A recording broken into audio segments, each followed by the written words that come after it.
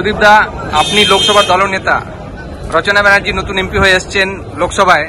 আজকে আপনার এমনি স্পিচও ছিল স্পিকার ইলেকশনের পর। দাদা আমাদের গাইডেন্স, দাদা স্পিচ আজকে সবাইকে একদম মন জয় করে নিয়েছে। দাদা স্পিচ একদম টু দি পয়েন্ট স্পিচ এবং ভেরি ভেরি ইনোভেটিভ স্পিচ, এবং আমরা ভীষণ ভীষণ পুরো পার্লামেন্ট ক্লাব করেছি এবং আমরা ভীষণ খুশি দাদা স্পিচে।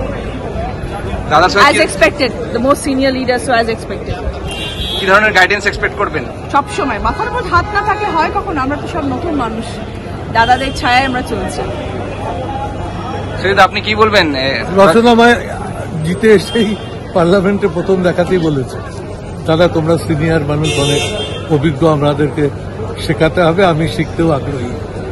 তাহলে এই যে আগ্রহটা প্রথম থেকে ও প্রকাশ করছে, এটা ভালো।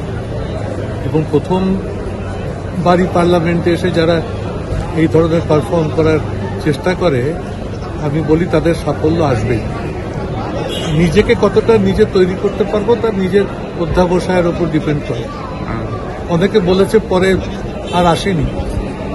আমি আগের পার্লামেন্টে যদি বলি, নুসরাত মিনি আমার কাছে খুব ঘোরাঘুরি করত, ওদের উদ্যোগ ছিল প্রথম দিকটা, কিন্তু পরে আবার শুধু পিঠে হাত দিয়ে বলতো দুবাই চলে যাচ্ছে শুটিং করতে। সেটা রচনা যাবে না। ও বলছে আমি শিখতে চাই। পার্লামেন্ট তো বছরে 3 মাস, কি এমন বিষয় 100 দিনও হয় না আজকে। সুতরাং সেটুকু নিশ্চয়ই এরা মন দিয়ে করবে।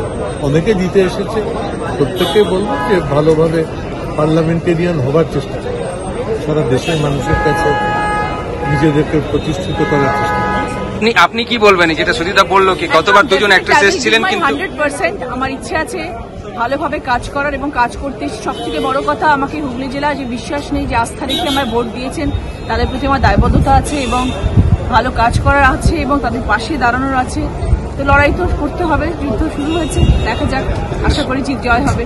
দিদি, সুদীপদা তো যাদবপুর এবং বসিরহাটের কথা বলছেন, দুজন অ্যাক্ট্রেস এসেছিলেন কিন্তু আবার পরে সিরিয়াস নন সিরিয়াস হয়ে গেছিলেন।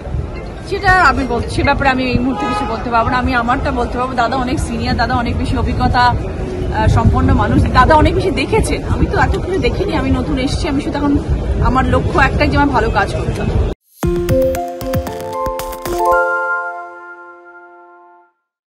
সত্য অন্তহীন, সত্যের খোঁজও তাই, সত্য সন্ধানে তাই আমরা অক্লান্ত, অকুতভয়। এবিপি আনন্দ নতুন ভাবনার প্রতীক, যা মনে মুক্ত, তথ্যে যুক্ত এবং যাবতীয় সীমানার বাঁধন থেকে মুক্ত।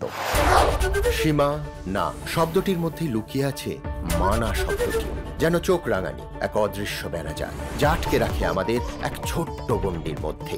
একমাত্র সঠিক খবরই গড়ে তুলবে এক মুক্ত সমাজ। সেই জগৎ গড়ার লক্ষ্যে কোনো সীমানার ঠুকুটি আমরা মানব না। এবিপি আনন্দ এগিয়ে থাকে, এগিয়ে রাখে।